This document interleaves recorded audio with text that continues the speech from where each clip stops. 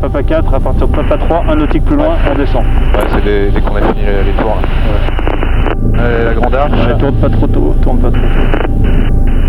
99. På sorpresa c'est Seppele, aujourd'hui je vais vous faire une réclame pour Holzkern. Et d'habitude, quand je fais une réclame pour Holzkern, Astronoki qui dit hey, Holzkern, toi c'est fini ou hop, tu me la donnes. Seppele il fait la réclame et moi j'enlève le prix de la montre de la facture.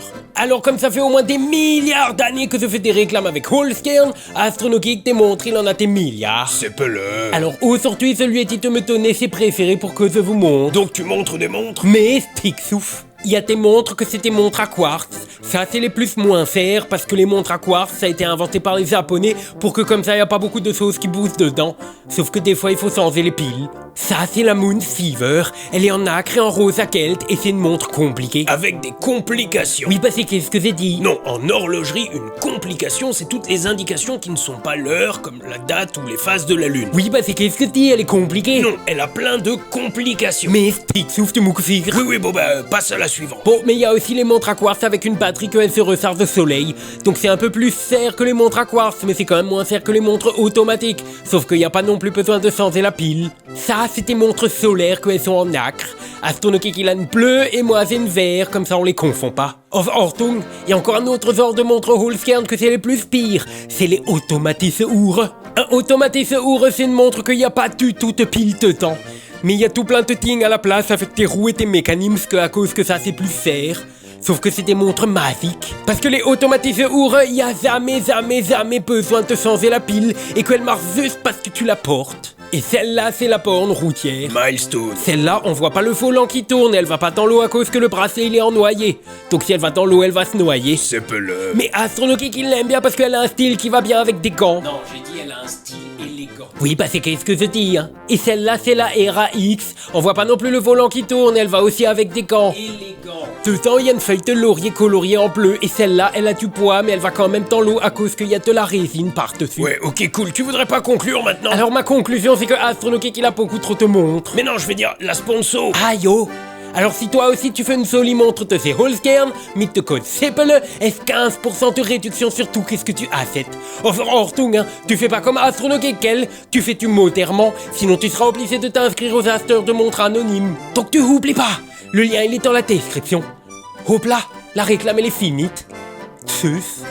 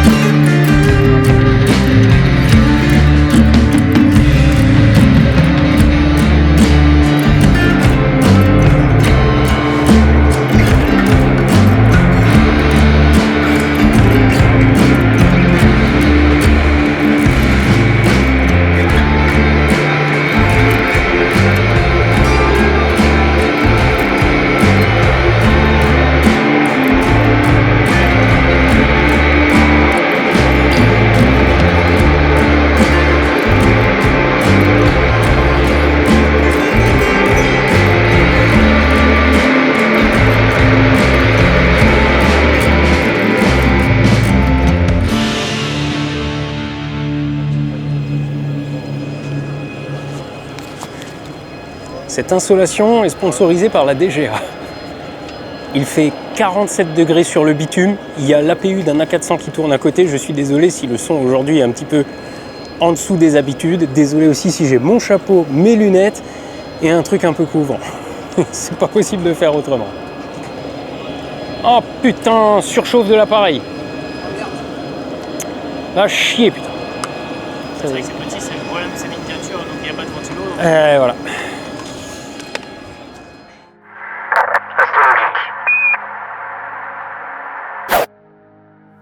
Bon, vous savez quoi ? Tant pis pour le décor, on va la refaire dans le silence et la fraîcheur d'un studio climatisé. Je comprends pourquoi les pilotes de la patrouille de France gardent leur combi de vol partout où ils vont. Hein. Ça te fait un de ces petits culs ? Bon, il y a peu, c'était le 14 juillet. Oui, ceci est une vidéo que je réalise avec le concours de la Direction Générale de l'Armement. Il y a peu, disais-je, c'était le 14 juillet. Ou pas, mais alors ça veut dire que vous regardez cette vidéo longtemps après sa diffusion. Alors parlons un peu fête nationale. Que s'est-il passé le 14 juillet ? Eh oui, la prise de la Bastille en 1789. Plus précisément, c'est un an après que le commandant Lafayette fait organiser une grande fête populaire, la fête de la Fédération, sur le Champ de Mars. Et donc, depuis, pour célébrer cet anniversaire, on fait péter un feu d'art et les militaires français défilent sur les Champs-Élysées. Absolument pas. La fête nationale et populaire de Lafayette devient militaire sous le Directoire en 1795. Sous Napoléon, elle perd énormément en importance, et je vous parle pas de la Restauration, hein, où le roi est revenu, et où donc on a juste eu envie de faire disparaître ce symbole révolutionnaire. En fait, il faut attendre la Troisième République pour que le 14 juillet redevienne une fête. Le 6 juillet 1880, une loi est votée pour faire officiellement de la fête de la Fédération, le 14 juillet, la fête nationale. Par contre, ça sort pas de nulle part. 10 ans plus tôt, la France a perdu face à la Prusse, et donc pour montrer que le pays et l'armée se relèvent, le gouvernement instaure cette fête nationale, de même qu'un défilé militaire. Le but est de bien montrer qu'on a l'intention de récupérer l'Alsace et la Lorraine. On organise donc le premier défilé sur les Champs-Élysées. Ben non, toujours pas. Ça se passe sur l'hippodrome de Longchamp. Et ouais, le défilé du 14 juillet, il est moins ancré dans la tradition que vous ne le pensez peut-être. Le défilé va rester la revue de Longchamp jusqu'en 1914. En 1919, après 4 ans sans défilé, parce que tout le monde était au front, hein, il arrive enfin avec Joffre, Foch et Pétain à cheval sur les champs, pour le défilé de la victoire. Ils sont accompagnés par des troupes ayant combattu et passent sous l'Arc de Triomphe. Et oui, hein, la tombe du soldat inconnu n'y sera installée que 2 ans plus tard. Mais en 1920, le défilé a lieu à l'hippodrome de Vincennes. Entre 1925 et 1928, il n'y a pas de défilé, juste une revue des troupes place de l'Étoile. Et en 1929, il n'y a rien du tout. En 1930, le défilé est de retour, mais jusqu'en 1934, il prend place entre les Invalides et la place de la Concorde. En 1935, il a finalement lieu sur les Champs-Élysées, mais dès 1936, bim, à nouveau aux Invalides. En 1938 et 1939, face à la montée de l'Allemagne nazie, la France veut bomber le torse, aussi bien face à Hitler que pour faire les yeux doux à l'Angleterre, dont les troupes défilent aussi. Le défilé a donc lieu en grande pompe, sur les champs. Entre 1940 et 1944, évidemment à nouveau plus de défilé, et en 1945, il revient. Et là, enfin, après la guerre, la tradition se stabilise. Non, je déconne. Entre Bastille et République en 1974, au cours de Vincennes en 1975, à l'école militaire en 1977 et entre Bastille et République en 1979. C'est à partir du mandat de Mitterrand que le défilé du 14 juillet prend systématiquement place sur les Champs-Élysées. Enfin, sauf qu'en 2020, à cause du Covid, il est remplacé par une cérémonie place de la Concorde, et en 2024, il est déplacé avenue Foch à cause des JO.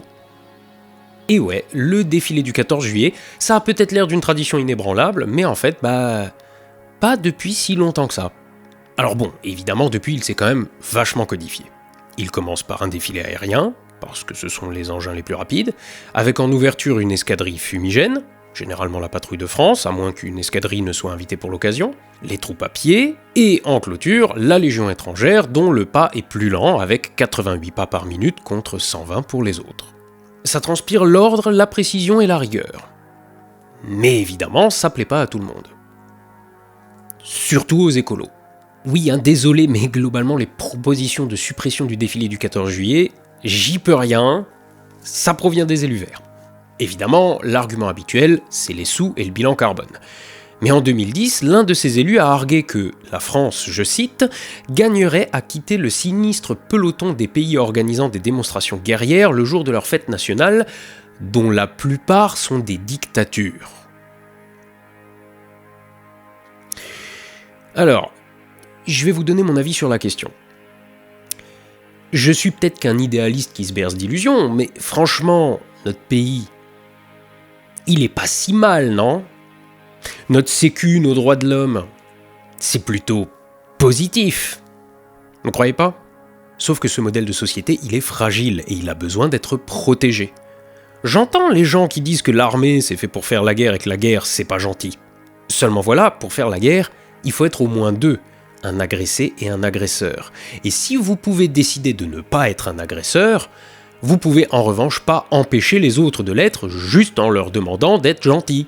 Donc, le monde idéal où personne se tape dessus, c'est très bien, mais dans la vraie vie, il y a des puissances mondiales dont les intérêts ne sont pas les vôtres et contre lesquels il faut être en mesure de se défendre.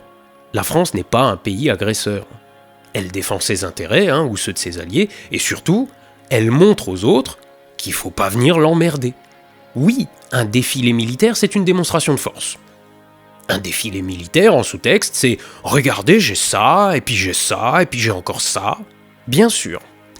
Mais pas besoin d'être une dictature pour organiser un défilé. On peut aussi être un pays qui veut montrer qu'il est capable de défendre ses intérêts. Et, vu le contexte international, ça me paraît pas déconnant. Et puis, le défilé du 14 juillet, c'est aussi autre chose. Surtout quand on se place du côté de ceux qui défilent. Par exemple, en 2015, pour la première fois, le RAID, le GIGN et la BRI ont défilé. C'était suite aux attentats de janvier. Mais les pompiers de Paris aussi ont défilé, de même que les bombardiers d'eau de la sécurité civile. Donc quoi ? La France veut montrer les dents à l'international en montrant ses gros canadaires ? Défiler pour qui que ce soit, c'est aussi et surtout, en temps de paix, recevoir des honneurs.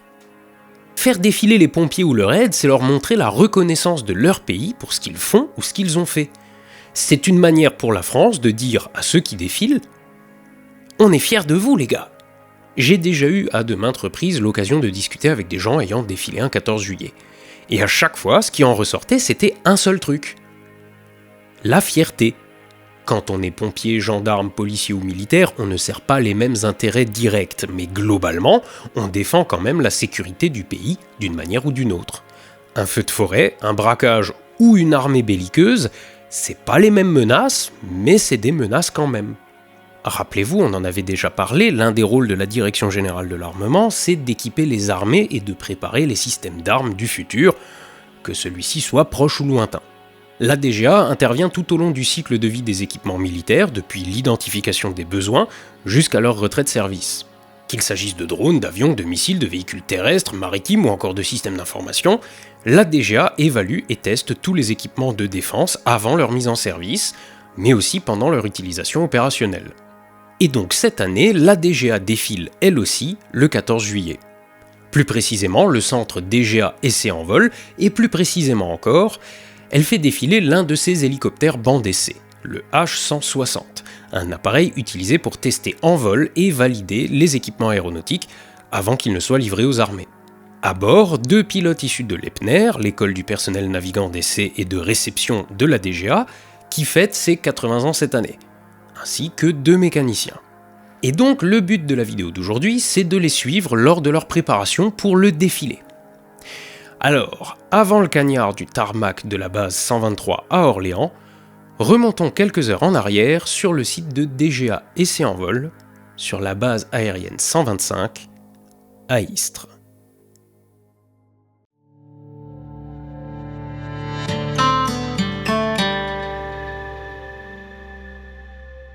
Je sais pas si t'as vu, on a le patch 14 juillet.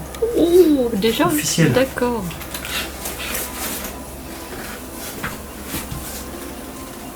De l'eau pour aujourd'hui, on va en avoir besoin.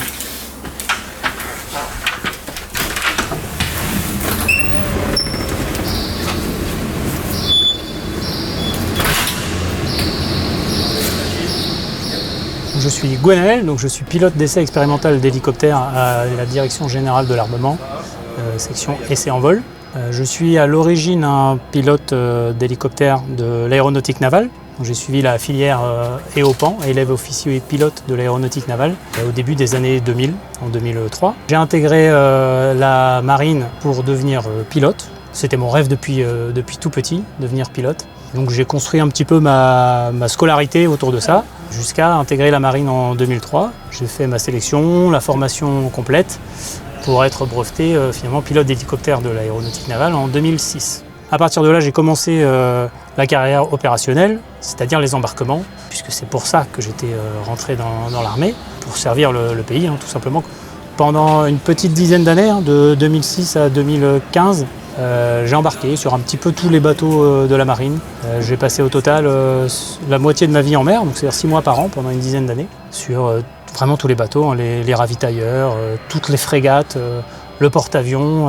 Et puis en 2015, un petit peu avant, 2014, puisque le concours de l'Epner, je l'ai passé en 2014, j'ai demandé à devenir pilote d'essai à travers la formation de l'école du personnel navigant d'essai et de réception à Istres, qui forme les équipages d'essai, ingénieurs, mécaniciens navigants d'essai, contrôleurs aériens, parachutistes d'essai. La marine a accepté de me présenter, donc en 2014 j'ai passé le concours et en 2015 j'ai intégré l'Epner pour devenir pilote d'essai d'hélicoptère.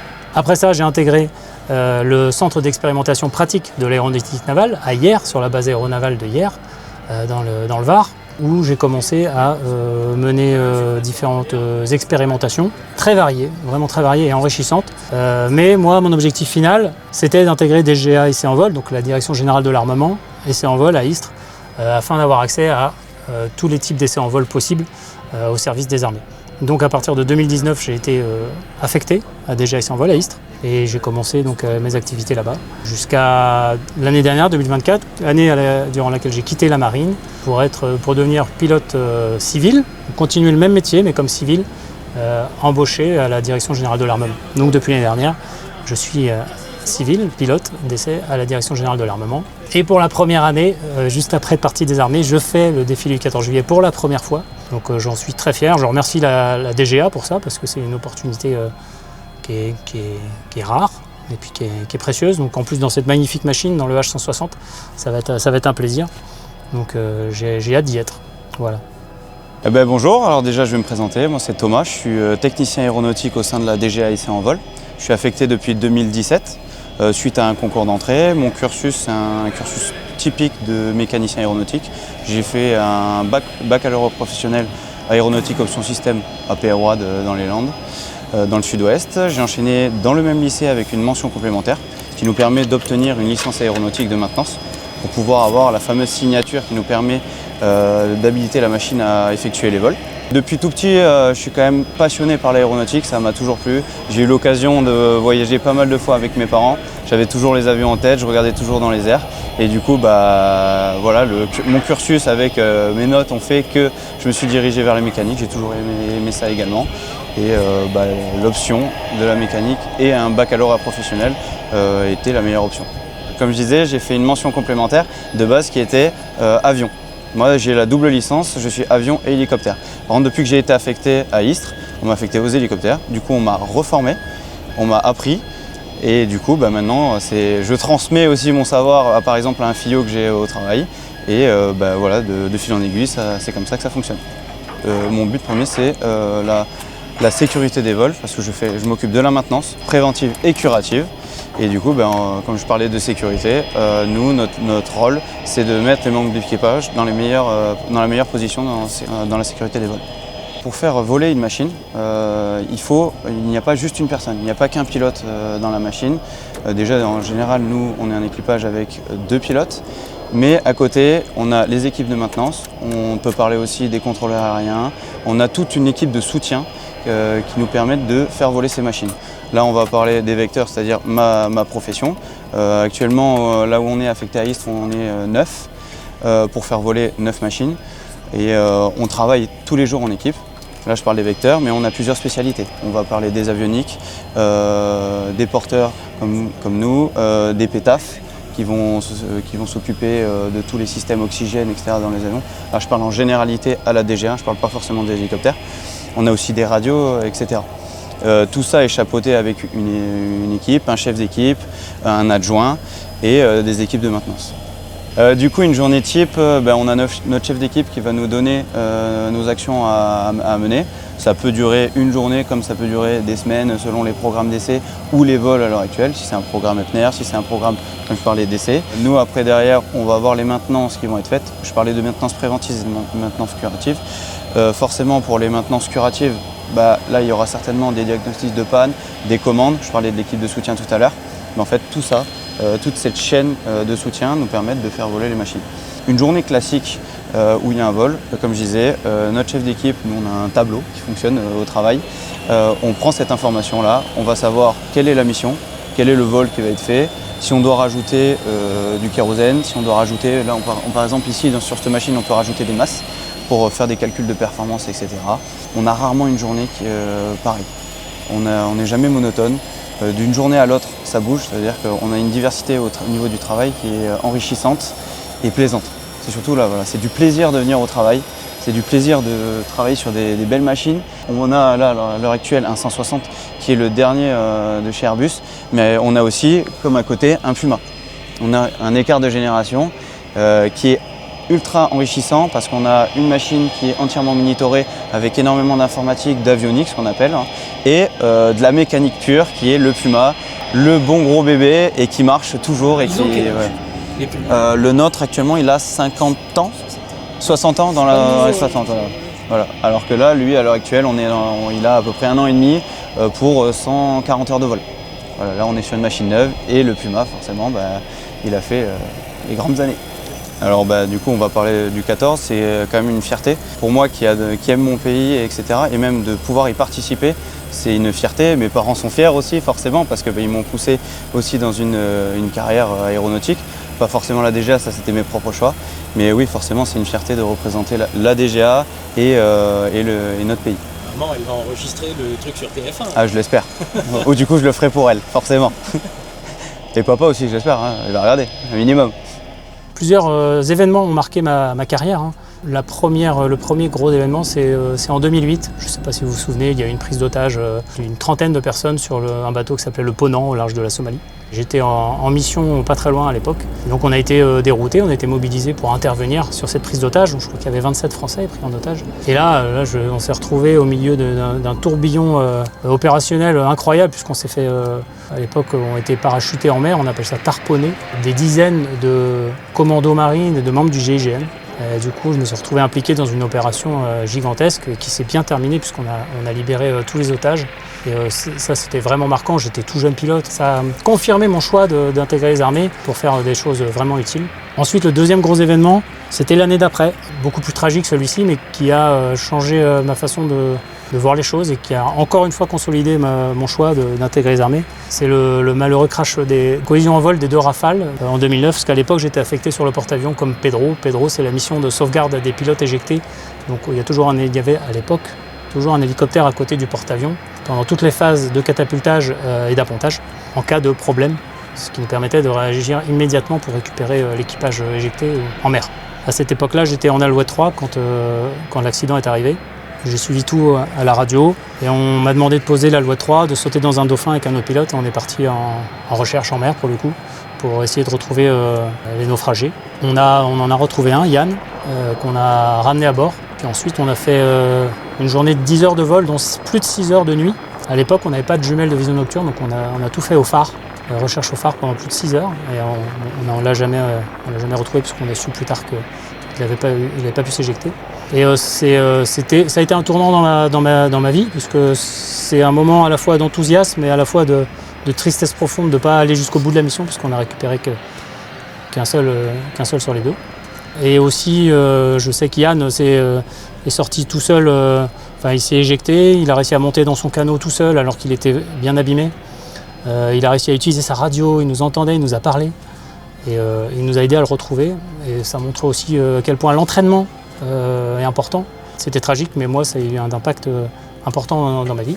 Et puis après, il y a beaucoup d'autres opérations, hein. J'ai fait pas mal de luttes contre différents trafics, que ce soit le narcotrafic en Méditerranée ou contre la piraterie en Somalie. Ça m'a marqué pas mal puisqu'on est beaucoup intervenu. Et puis après, ça m'a fait aussi du bien un petit peu de changer d'horizon, de partir dans les essais en vol. Et là, c'était une autre façon de continuer la mission de service public, sans plus partir en opération extérieure, mais en travaillant au profit des camarades qui, eux, continuent leur mission, que ce soit dans l'armée de terre, dans l'armée de l'air, dans la marine. Et donc là, j'ai fait beaucoup de choses très intéressantes, puisqu'on a notamment au CEPA mis en place une capacité inédite dans les armées d'hélicoptères bombardiers d'eau à Tahiti. Donc on a beaucoup travaillé pour permettre maintenant aux hélicoptères qui sont basés à Tahiti de la marine de lutter contre les feux de brousse notamment. Tout ça, c'est très enrichissant. J'ai eu l'occasion de partir dans différentes régions pour faire des essais. Cette année, on a notamment en certification, on a eu l'occasion de partir au Groenland par exemple. C'est assez original pour faire la certification. Mais voilà, le gros de notre travail actuellement, c'est le 160M, le gros de mon travail notamment, et la certification civile, qui est passionnante. Ici, on est devant un H160, qui est le dernier hélicoptère d'Airbus Hélicoptère, le dernier certifié, le plus récent. Bimoteur, équipé de 2 moteurs Arano 1, d'environ 1100 chevaux chacun. À l'intérieur, on a quelque chose qu'on ne voit pas sur cette aéronef de base. On voit des écrans en plus qui sont derrière, montés sur un pupitre, et une sorte de bloc type unité centrale entre les 2 sièges qui sont situés au milieu. C'est ce qu'on appelle une installation d'essai en vol, une installation d'essai qu'on a spécifiquement demandé à Airbus et qui a été installée sur notre aéronef. Donc il est installé sur celui-ci et sur un deuxième H160 qui nous sera livré en fin d'année également. Il y a beaucoup de choses qu'on ne voit pas sur d'autres aéronefs qui sont vraiment intéressantes à étudier et à observer. C'est une machine bande d'essai. Exactement. On doit s'attendre à voir des choses un peu particulières. C'est exactement ça. Son objectif, il y en a 2 principaux, c'est d'être hélicoptère bande d'essai pour tester différents équipements. Typiquement, on pourra plugger à terme, je sais pas, une boule optronique, un nouveau radar, un armement. Voilà, c'est le but de nos hélicoptères et notamment de celui-ci. L'avantage de celui-ci, et ça va être illustré par ce cockpit, qui est évidemment un cockpit de dernière génération, puisque c'est une machine très récente qui a été certifiée il y a seulement quelques années. L'avantage de ce cockpit, c'est d'une part qu'il est, en termes de pilotage, il libère de la charge de travail pour le pilote. Attends, tu sais quoi? Passe-moi voir la caméra une seconde. Vas-y, continue, t'arrêtes pas. Il libère de la charge de travail pour le pilote, puisqu'il est équipé d'un pilote automatique particulièrement performant, qui possède différents modes supplémentaires, ce qu'on appelle des modes supplémentaires de tenue de paramètres, qui sont très évolués. Par exemple, la toute dernière version, on est équipé d'un mode qu'on appelle le 8 Speed Hold. Typiquement, c'est un mode qui permettra de suivre, par exemple, un bateau en se calant exactement sur sa vitesse. Ah, tu te cales sur on peut se caler on se cale visuellement sur la vitesse du bateau, on appuie sur un bouton, il va le suivre. On peut changer l'orientation du nez tout en suivant la trace du bateau, ce qui permet par exemple de treuiller plus facilement, d'ouvrir le nez pour mettre de l'armement à bord. Voilà, il y a différentes possibilités. Donc ça, c'est un des tout derniers modes de la dernière version du logiciel de cette avionique, donc, qui permet de libérer de la charge de travail et du coup qui permet de se concentrer beaucoup plus sur les autres systèmes. Donc, on libère de la charge de pilotage, du coup on a plus de temps pour travailler sur les équipements qu'on va tester ou alors pour les unités opérationnelles sur la mise en œuvre de leurs armements ou différents optionnels. Son deuxième objectif à cette machine, c'est d'être utilisé par l'EPNER, l'école du personnel navigant d'essai et de réception, qui est basée à Istres dans les Bouches-du-Rhône, qui est une des 4 grandes écoles au monde qui forment les équipages d'essai en vol, que ce soit les pilotes, avions, hélicoptères, les ingénieurs, les parachutistes d'essai, des contrôleurs d'essai également, et des mécaniciens navigants d'essai. Voilà, donc on a la chance d'avoir cette école à Istres, qui est co-implantée avec DGA Essai en vol. Ouais, vous êtes juste à côté, hein, si je dis pas de bêtises. On est juste à côté, on a une route à traverser. Et du coup, cet hélicoptère sert à former ces équipages également. Outre les équipements standards, comme par exemple de sécurité, comme un coupe-câble que beaucoup connaissent sur les hélicoptères, notamment les hélicoptères des armées. Ok. Et puis oui, après là, il n'y a rien de plus sorcier que du pitot ou des trucs comme ça. Ça, c'est quoi ça? Alors ça, c'est typiquement un équipement... Parce que c'est orange, donc c'est un équipement d'essai. Exactement. Ça. Orange, la couleur des essais en vol, tout à fait. Alors là, on a une protection dessus, puisque derrière, on a 2 capteurs qui sont très sensibles, qui sont des girouettes, une à l'horizontale, une à la verticale, L'une sert à mesurer l'incidence de l'aéronef. Dans les équipements qu'on a en cockpit, on peut avoir l'assiette, c'est-à-dire la position de l'aéronef par rapport à l'horizontale. Ici, nous, on a besoin de paramètres supplémentaires, notamment l'incidence. Donc, c'est-à-dire la position de l'hélicoptère par rapport au flux d'air. Relatif, ouais. Okay. Donc, typiquement, en descente, on va augmenter l'incidence sans toucher à l'assiette, par exemple. Du coup, là, on a une mesure précise de ce paramètre. Et donc, on a un deuxième capteur qui, lui, mesure le dérapage. Dans les machines habituelles, on a la bille, ce que tout le monde connaît, mais c'est très peu précis. Parfois, on a besoin de paramètres très précis. Je prendrai un exemple pour tirer un missile. J'ai déjà vu des cas où un tir-missile a été reporté parce que ce capteur était en panne. Ah oui. Parce qu'il fallait pouvoir tirer à plus ou moins quelques degrés, ce qu'on n'a pas avec la bille. Là, vous voyez au passage, tu le vois, au passage. Je vois. Je m'y ferai pas, mais il faut bien qu'on se tutoie. On parle là beaucoup de monde, mais là on se parle tous les deux. Ouais. Vous voyez la forme un petit peu arrondie des pales, donc c'est ce qu'on appelle des pales Blue Edge, dont l'avantage principal est de limiter le bruit. Donc là, nous, on a une version avec ce qu'on appelle des IBF, donc c'est des filtres d'entrée d'air. Il existe une version avec une entrée d'air normale à grille. Donc il y a deux versions différentes. Alors, moi, là, tout de suite, instinctivement, je me dis c'est pour éviter d'avaler des merdes sur un terrain en herbe ou un truc comme ça. Oui. Un autre usage. Par exemple, la neige aussi, en environnement de sable, tout simplement. Rien de plus sorcier que éviter d'avaler des trucs dans les turbines. Oui.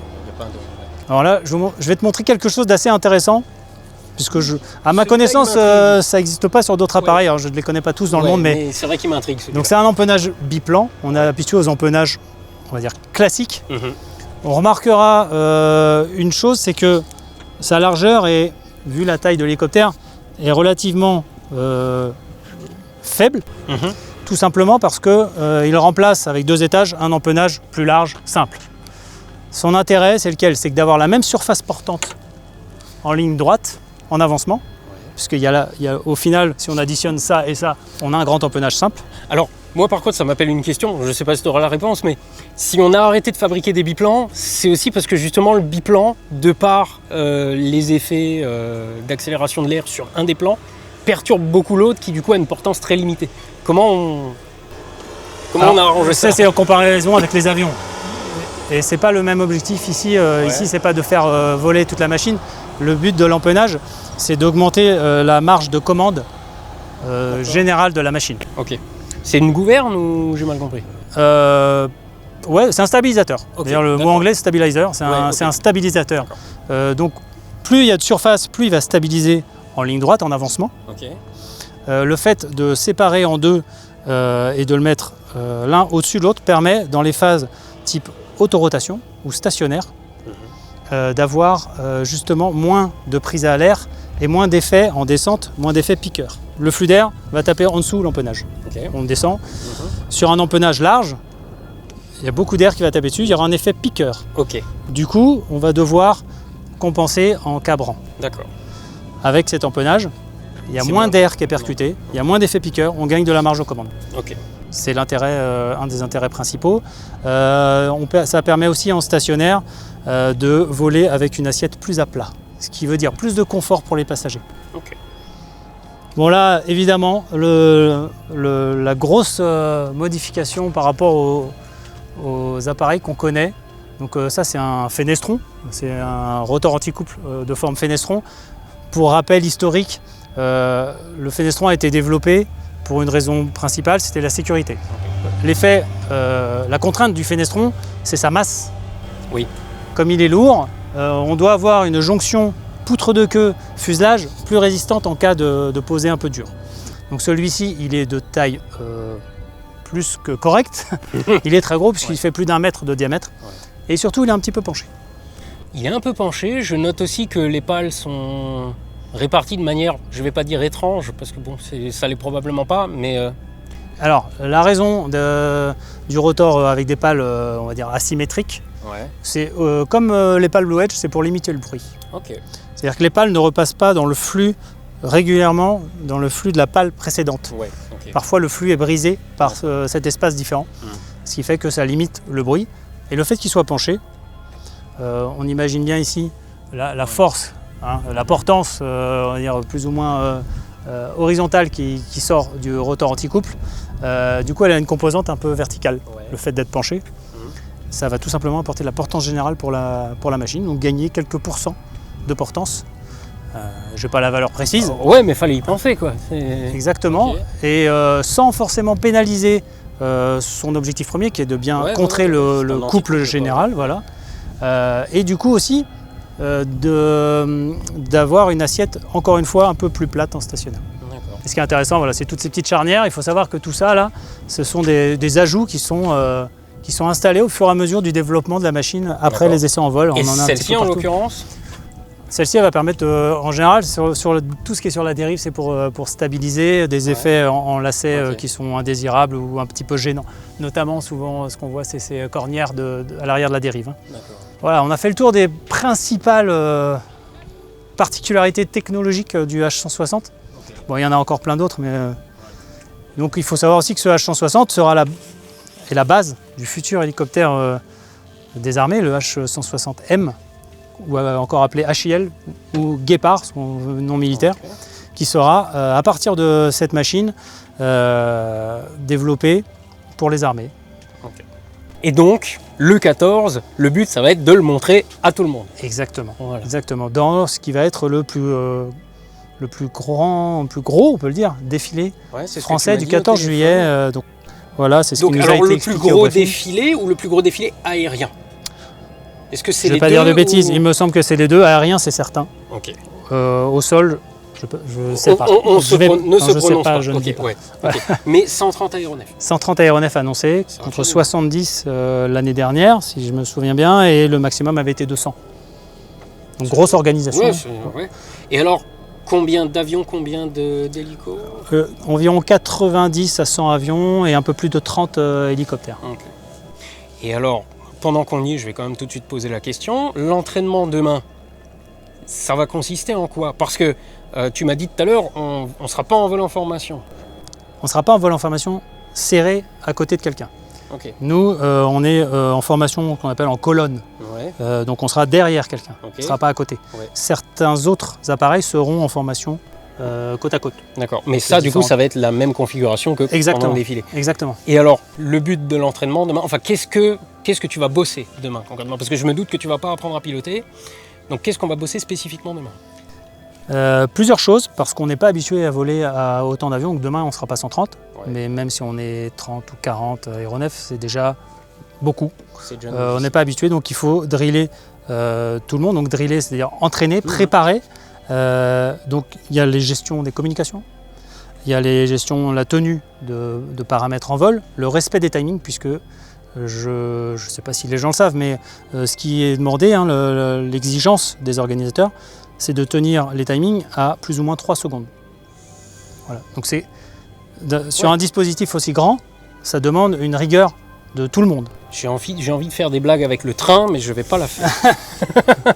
Non, nous on ne polémiquera pas là-dessus, en tout cas, c'est sûr. Non. Ok, d'accord. Voilà, donc demain... Donc le timing, c'est primordial. Hein. D'ailleurs, si on n'est pas au timing, on ne défile pas. On est sorti du défilé. Donc il y a un peu de pression quand même. D'où l'intérêt de s'entraîner, ça limitera la pression le jour J parce qu'on sait qu'on est prêt. Ouais. C'est indispensable de faire. Alors quand tu dis se faire éjecter, ça peut être le jour J, t'es pas dedans, alors tu... Oui. Ok. On défile pas, du coup on repart. Tant pis, t'es puni. Donc je sais pas si c'est déjà arrivé. Bon. Donc, après, le but aussi, le but. Normalement, à l'EPNER, vous n'êtes pas les plus nuls. Vous êtes un petit peu choisis aussi parce que vous savez ce que vous faites. Disons qu'on a une certaine expérience. Voilà, on va dire ça comme ça. Voilà. Après, quand j'étais venu la dernière fois à Istres, je t'avais, parce que derrière la caméra, vous ne le voyez pas, il y a le responsable de la com. La dernière fois, je t'avais dit, en fait, l'EPNER, est-ce que je fais la blague pour dire que c'est Top Gun ou pas? Il m'a dit non, surtout pas. Rien à voir. Exactement. Rien à voir. C'est tout l'inverse. Presque. Ok. Bon. Eh ben, il n'y a plus qu'à alors. Avec grand plaisir.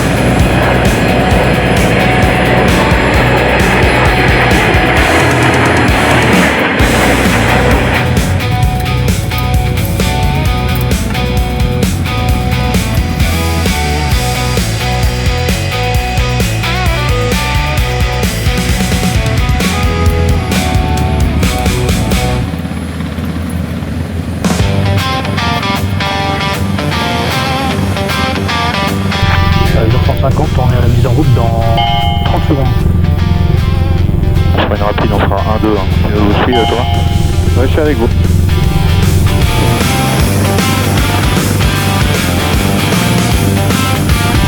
Allez, moi je suis pas à la mise en route. Autorisé pour le 1, autorisé pour le 2. De partout. Il y a le traitement à gauche.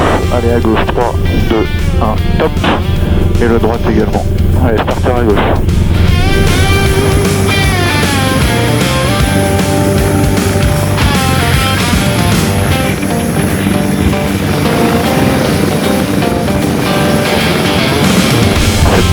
AP4 max, le starter saute à 50, deuxième moteur va démarrer,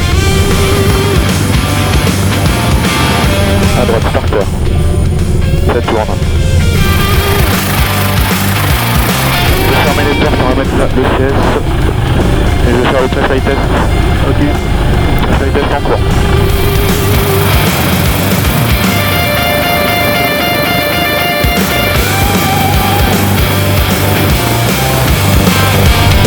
Fermé, verrouillé.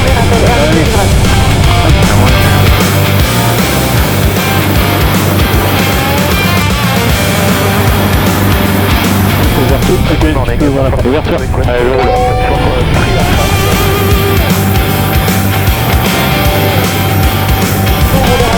Allez, je me lance là-dessus.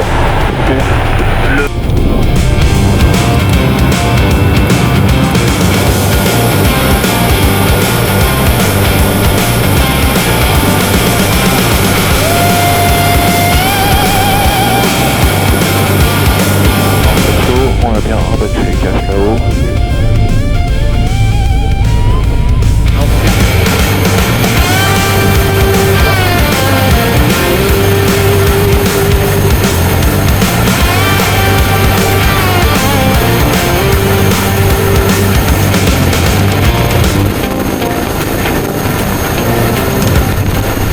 Décollage à 10 secondes.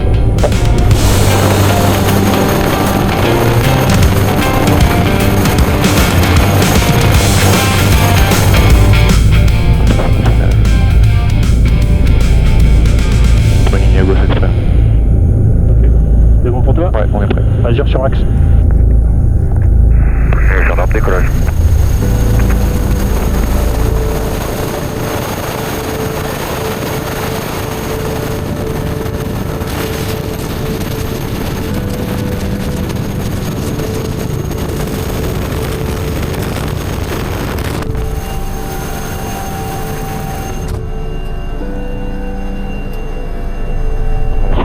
On les a. Fermé. Une hydraulique, on est toujours à 233. Ouais, ok. Allez, on va rentrer le train. Ok, après décollage. Bruississon de Poker 161, derrière Pégase, c'est garant. Poker 161, la tour, bonjour, je vous rappelle dès que possible. Donc 69 vers 2000 pieds, je pense. Ouais. Et Pégase 151 à niveau, attendez piste 07. Pégase côté large, je panique, j'attends.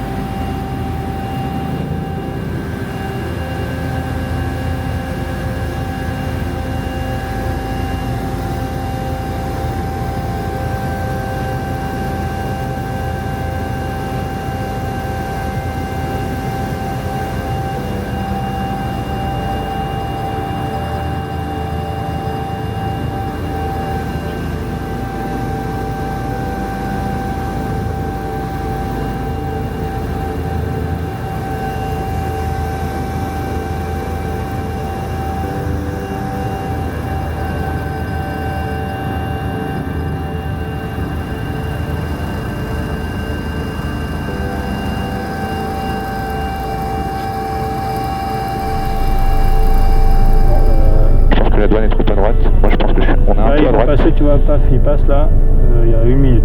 Ouais.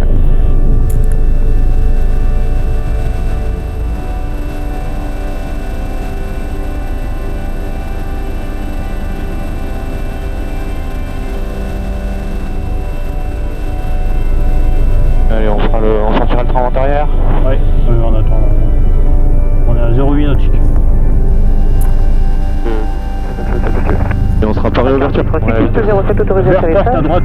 Allez, ouverture porte à droite.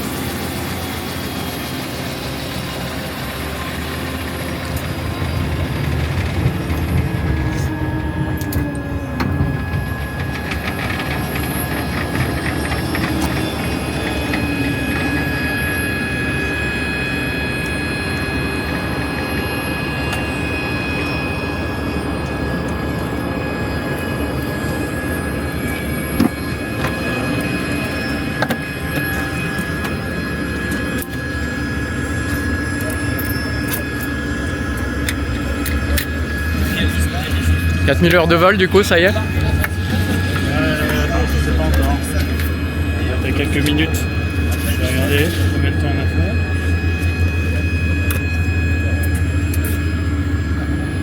Il manque 13 minutes. Dans 13 minutes, je passe les 4000 heures de vol. Ah, on peut quasi dire que ça. On y est, hein, si on arrondit. Ouais, oui. Et voilà, 4000 heures. Tu prendras l'iPad de la machine avec toi? Ça te va, Jeff? Comment? Tu prends l'iPad? Enfin, on laisse pas les iPads dedans comme ça. Ouais, c'est sûr. Il n'est pas trop chaud. C'est mon casque. Vas-y. Alors moi c'est Jean-François, j'étais le copilote sur ce vol d'entraînement. Donc ça a permis de prévoir des petits ajustements qu'on va sûrement mettre en place après sur les altitudes de travail pour pouvoir être sûr de bien s'éviter avec les autres patrouilles. Là aujourd'hui il faisait très beau, alors très chaud mais très beau. Donc c'est bien parce que du coup on se voit facilement. Après il faut quand même s'imaginer que le jour J il peut y avoir des météos dégradés et du coup il faut qu'on prévoit de pouvoir être tout le temps en sécurité, donc de bien se voir, de bien avoir des étagements en altitude avec les autres patrouilles qui sont sur le même circuit d'attente que nous. Et également régler un petit peu nos timings, puisque là on sait qu'on avait un petit peu de retard sur le passage au-dessus de la tribune virtuelle. Donc le jour J, pour être vraiment dans le timing, il va falloir faire des petits ajustements de vitesse. Donc c'est tout le but du débriefing qui va avoir lieu maintenant. Ça va être justement de se recaler entre équipages, de débriefer ce qui a été moins bien, et pour voir toutes les petites améliorations qu'on va pouvoir apporter. Mais globalement, on a fait un entraînement en sécurité, qui était le premier objectif évidemment, mais on a retiré des petits enseignements, donc pour nous c'est très instructif.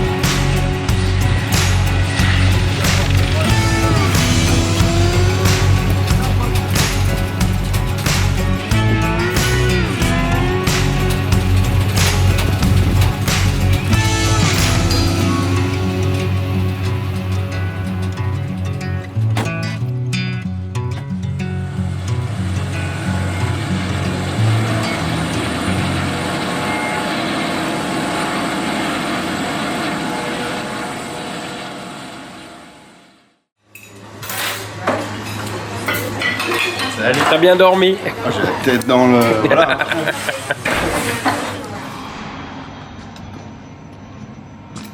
Ça va Arnaud? Donc t'es coincé dans le parking de l'hôtel? C'est ça, c'est ça. On est vraiment coincé. Heureusement, on a un pilote qui va nous débloquer tout ça.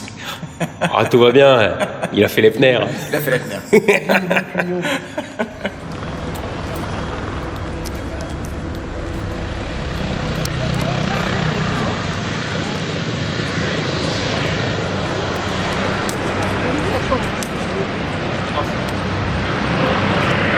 C'est Jean-François?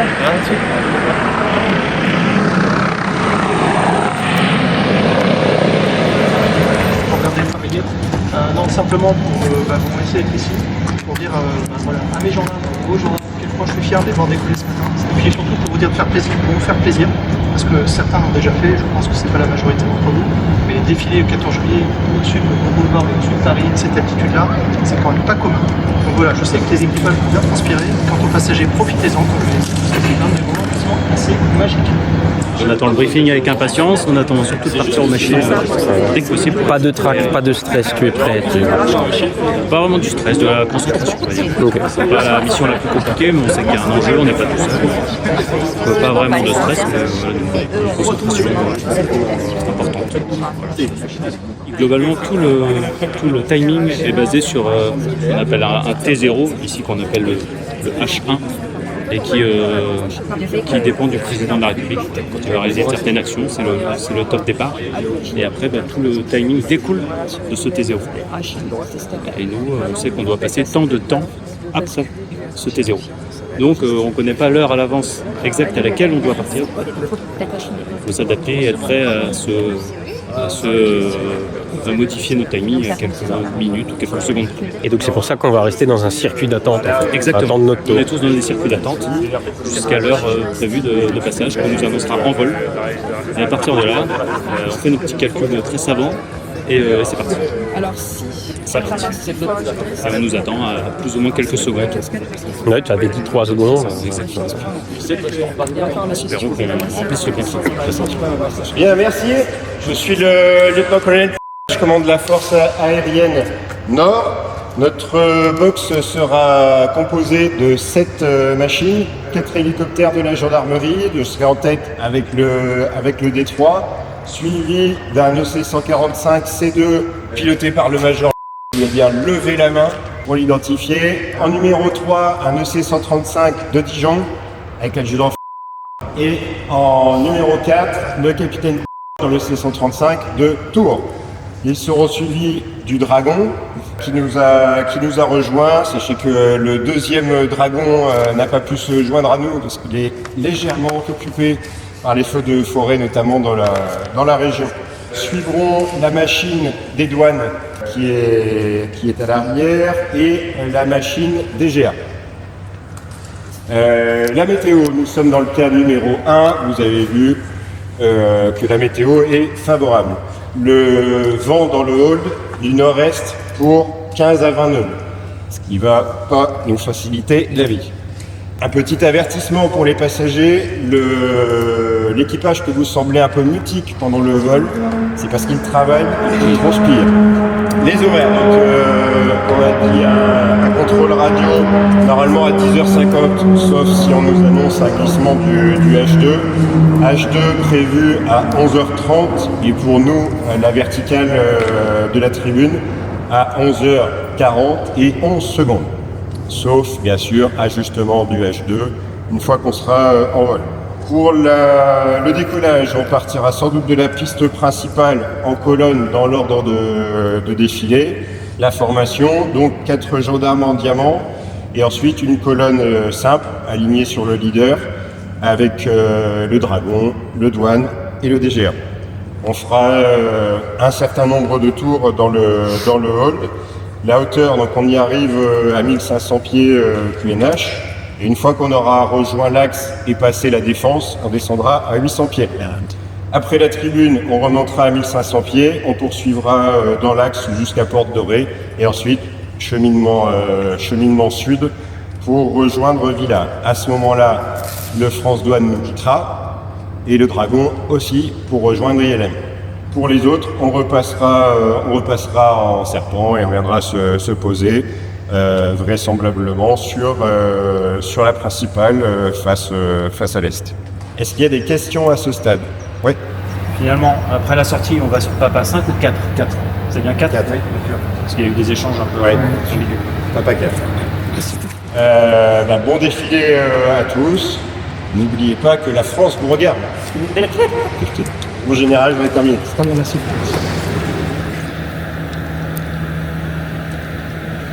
Une jolie vue quand même. Et comment? Parle pas de nous, hein.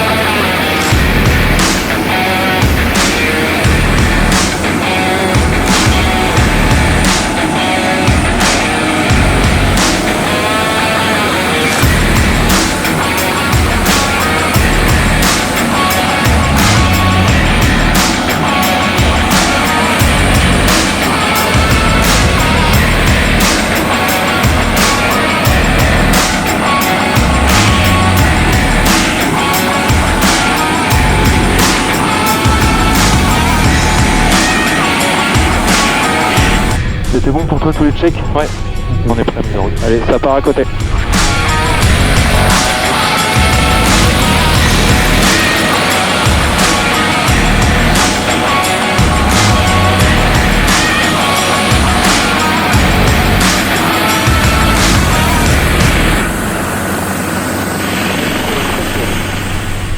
Mise en route approuvée la 09.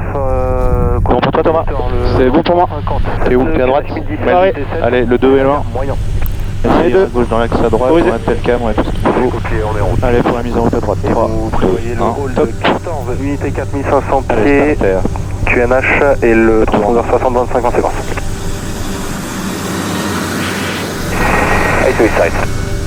Kiwa to the tree Fennec, taxi and report type on ignition down to lift. C'est bon pour le 1, autorisé pour le 1. Ouais. Allez, 3, 2, 1, top à gauche. Starter. Ça tourne.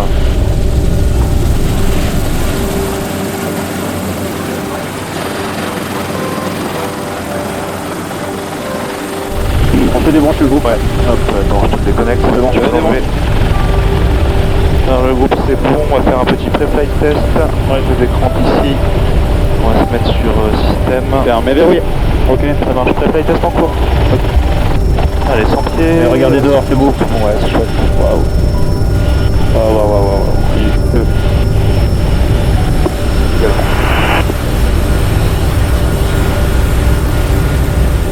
Et le sol de la patrouille, gendarme en départ et déplacement. Allez, on va rentrer dans le dur. Yes. Donc à partir de maintenant, on peut être filmé à n'importe quel moment, je vous rappelle.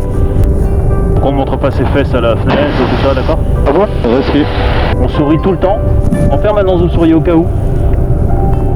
Reçu 1 sur 5, il faut montrer ses fesses, c'est ça? Bon, je pense que tout ce que je dis est enregistré. Ah non, c'est bon, si quelqu'un monte ses fesses, ce sera pas de ta faute, tout est dédouané. C'est vrai. J'ai peut-être aussi donné une idée à quelqu'un qui ne l'avait pas encore. Tout le monde a son sac à vomi, hein? J'en ai un au cas où. Gendarme. 1405, bonjour. Gendarme 1405, Villatour, bonjour. Vous estimez le départ d'ici combien de temps? Eh bien, dès que aligné, on va dire 3 minutes. Bien reçu, aligné où?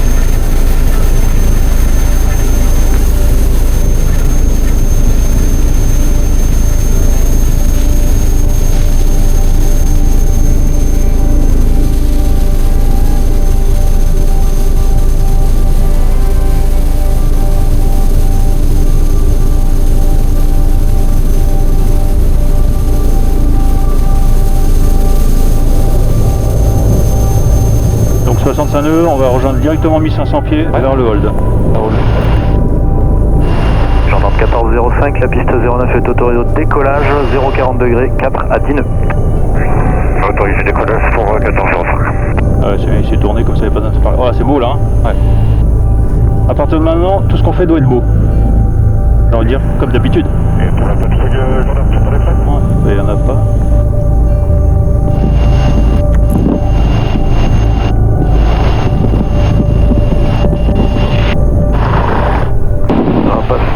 Cineflex, sorry, Tower, good day, H431, clear for takeoff, 040 degrees 6 knots. Ok, c'est parti là-bas, on voit déjà... Et pour les gendarmes, vous pouvez procéder direct pour le hold à 1500 pieds QNH 1017. Pour les Castels, les gendarmes à 4 minutes du hold. Allez, on va fermer la porte à droite, vers porte à droite. Allez, fermeture porte à droite. Quand on va faire accélérer, il faudra qu'on soit prêt. Cineflex, report. Fermé, verrouillé.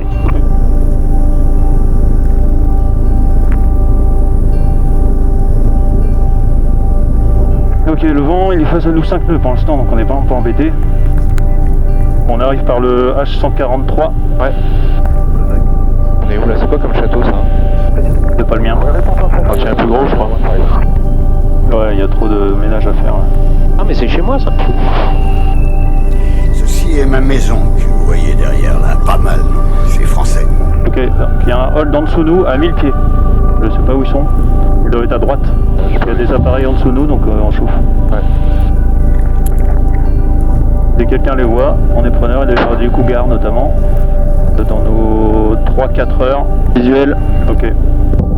J'en ai en visuel aussi, dans nos 4 heures. Bon, ils sont 6. Vous envoyez 6? Ouais, j'envoie 6. Parfait. Donc ce sera 1200 pieds hein, une fois qu'on sort du hold.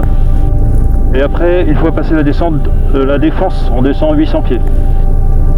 90 nœuds en non-dérapage sol. Là pour l'instant il y a très peu de vent. Ah bon, on les voit bien, ça ferait une petite photo ça. Personne n'a chopé là? Ah si, j'ai des images. Ouais. Ah chouette. J'ai les gendarmes et l'armée de l'air avec la tour Eiffel derrière tout à l'heure. Ouh, bien. C'est presque son métier. Yes. All aircraft Ziplit, Étoile speaking. Hotel 2 is 1159 minutes, 25 seconds. Acknowledge. Castel. Ok, on fait. Poker. Pégase. Gendarme. Ok. For all aircraft from Étoile, I confirm. Hotel 2 is 1159 minutes, 25 seconds. Wind 010 degrees, 6 knots. Cavoquet. Acknowledge. Castel. Poker. Pégase. Gendarme. Ouais, nous c'est encore 10 minutes après en plus, on a le temps. 0936 il a dit. Ouais. Ouais, on a encore 10 minutes à attendre. On va passer en bon dernier hein. Ah oui. Ouais mais on ne verra mieux. Ils sont partis tous. Ah mais du coup on va être synchronisé avec les gens à pied non? Bah je sais pas. Ça devait peut-être être l'objectif. Ouais ça y est c'est parti hein. Ok on passe le point de sortie. Allez, à toi de jouer. Ok, on arrive à 09 nautique de Papa 4. Il y en a un qui est en émission permanente. Ouais. Ah je crois qu'il y a... C'est une zone où ça brouille souvent sur Étoile ou je sais pas quoi là. On arrive à Papa 4, à partir de Papa 3, un nautique plus loin, on descend. Ouais c'est dès qu'on a fini les tours là. Ouais. Allez, la grande arche. Ouais, tourne pas trop tôt, tourne pas trop tôt.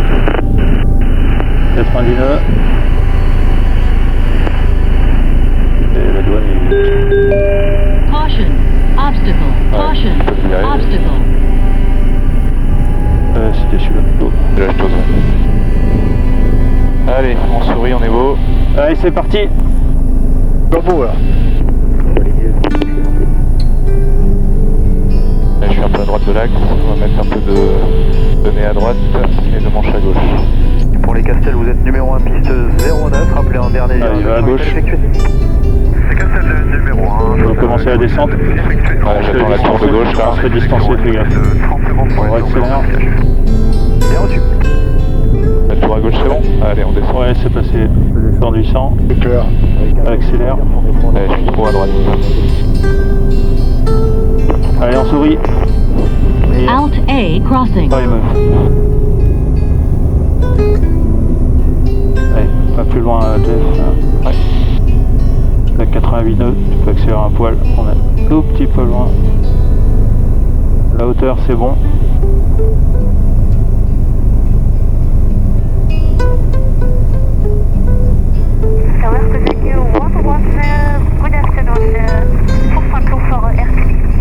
Kozak 1-1, Ok, on est bien comme ça. Un peu de nez à gauche. Ouais. Hop, parfait. Allez, le défilé est là-bas, on est à la hauteur, on est bien. La vitesse. Ah, on ralentit un peu, trop près. KO signalé, 0300 transpondeur, vous pouvez quitter. Et on accélère, on est à 89.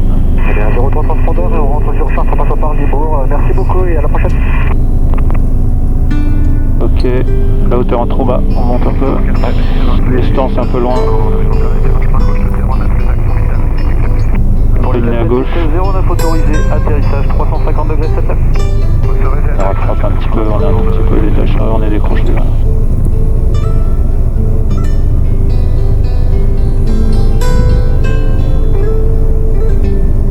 Allez, on y est là.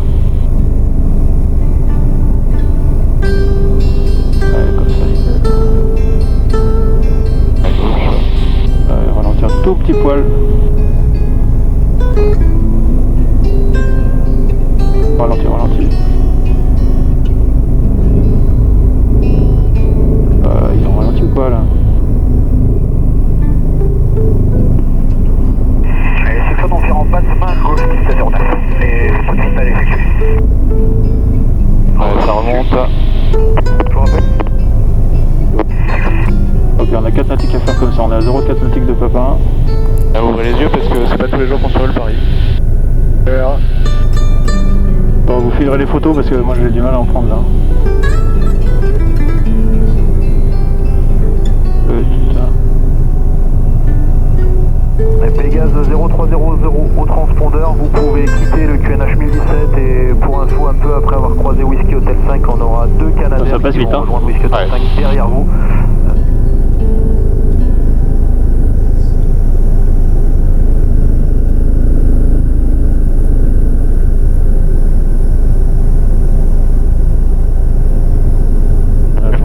C'est Douane qui se barre, je pense. Ouais, je pense aussi. Allez, correction, on suit. 11 vous poserez sur le H3 et on raccroche la patrouille. Hein. Kodak 11 H3 113. Allez, à gauche, c'est bon. Un vide à l'effectuer. Oui.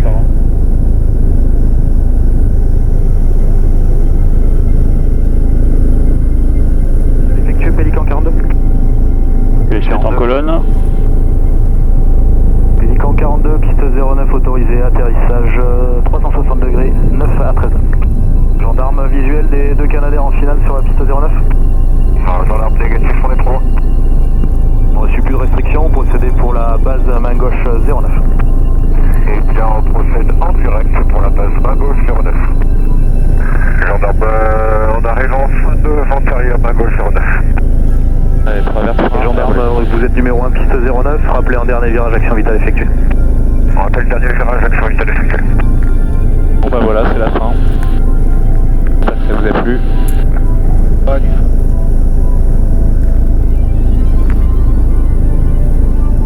Pour les gendarmes, autorisé atterrissage piste 09, le vent du 350 pour 8 à 13. Autorisé atterrissage pour les gendarmes.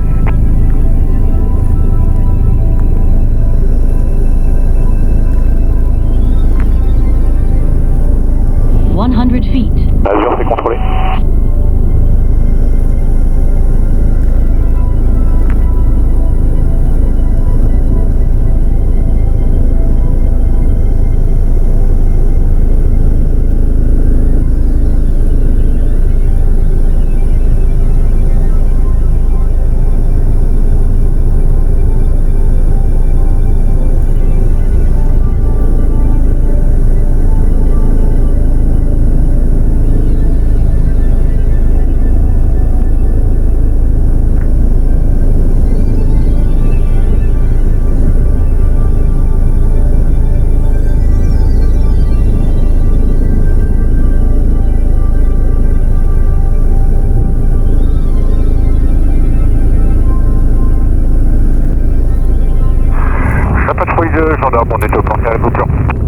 Oui, de gendarme pour quitter, merci beaucoup et bonne...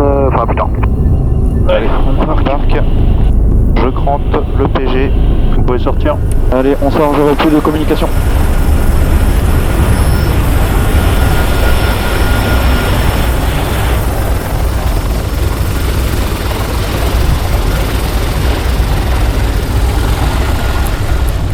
Allez, bah écoute, j'ai personne.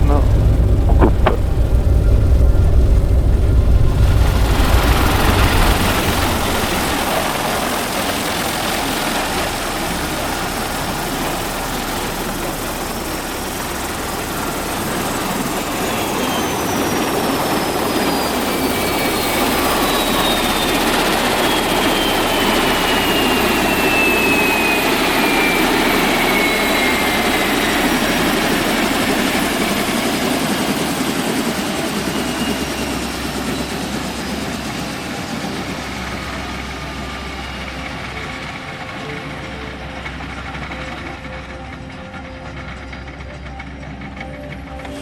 Bon bah c'était beau hein. C'était beau. C'était beau. C'était court, mais c'était beau. Ouais, une longue attente pour un court passage. Ouais. J'espère juste que les caméras n'ont pas coupé en cours de route là, parce que le hold était long. Ouais. Et voilà. Au moins la météo était là. On est passé comme prévu. Mission accomplie. Comme à chaque fois, c'est très frustrant parce que l'attente est longue et le passage est hyper rapide. Paris en fait c'est tout petit, on se rend pas compte. Alors bah, on essaye d'en profiter au maximum parce qu'on est hyper fiers d'être là. Et voilà, c'est fait. On a eu une attente un peu plus longue que ce qu'on imaginait, ce qui peut-être a créé un peu de fébrilité chez certains qui étaient inquiets du timing, mais en fait ça s'est bien passé, on était à l'heure. Et je pense que c'était un beau défilé, j'espère que d'en bas c'était le cas. Par contre, il y a un risque qu'on ne soit pas à la télé, du coup, on n'a pas le... Alors heureusement, comme la télé ne nous a pas filmé, il y a des chaînes YouTube merveilleuses. Attends, je suis pas encore sûr de la qualité des images. Attends. Vends pas la peau de l'ours. Non mais au moins tu l'auras, après tu en feras ce que tu veux. Ouais, voilà. Donc heureusement, voilà, on a des chaînes YouTube qui étaient là et qui ont pallié les télés, qui ont dû passer sur autre chose, parce qu'en fait on était un peu décalé. Je crois que c'est pas très courant. On est passé un peu en décalé par rapport aux hélicos qui étaient devant nous. On n'était pas vraiment dans la continuité. Okay. Donc c'est peut-être pour ça, je sais pas, qu'on n'a pas été très visible à l'écran. Mais en tout cas, on était coordonnés avec des troupes au sol. C'était sympa de voir, parce que nous quand on arrive, forcément on voit tout le dispositif au sol qui est en train d'avancer à pied. Et on survole tout ça. Et puis cet alignement là de la Grande Arche, l'Arc de Triomphe et puis la Concorde, c'est magnifique. D'un ressorti à équipage, c'est des moments où on s'en lasse pas, même si on le fait plusieurs fois, on s'en lasse jamais. Assez frustrant parce que ça passe très très vite, il y a beaucoup de préparation et on arrive, on claque des doigts et on voit déjà, on arrive à Paris et on voit déjà Paris derrière nous. Mais après c'est quand même un moment inoubliable et quand même qui restera gravé dans la mémoire collective de DGAEV et dans la nôtre. Ouais, voilà. Tout ce que je peux dire, et ça fait un grand plaisir après avoir posé aux Invalides. On est passé au-dessus des champs. J'espère que la population a pu apprécier notre passage, même si on n'est pas passé à la télé. On passera sur Internet. Ouais, voilà. C'est peut-être mieux, on aura plus de vues. Merci Sylvain. Je t'en prie. C'est une expérience extraordinaire. Je suis heureux de l'avoir fait, je suis heureux d'avoir vécu ce moment. On avait une bonne équipe, une super machine. Mais c'est passé très vite. C'est passé très vite. C'est même trop vite. Il faut profiter de la moindre seconde, il faut profiter de tout moment. On a fait un décollage porte ouverte qui sera, je pense, dans la vidéo. Ça c'est quand même plutôt cool. Et après, un passage au-dessus de Paris et sur les champs. On était à 800 pieds, c'est ça 800 pieds, c'est ça. Ouais. C'est pas tous les jours qu'on survole c'est pas tous les jours, en plus là en formation avec la gendarmerie, la sécu civile et la douane. De toute façon, ma vidéo, ça vous servira de souvenir aussi. Ah, ça c'est sûr, on va l'envoyer à la famille. C'est ça.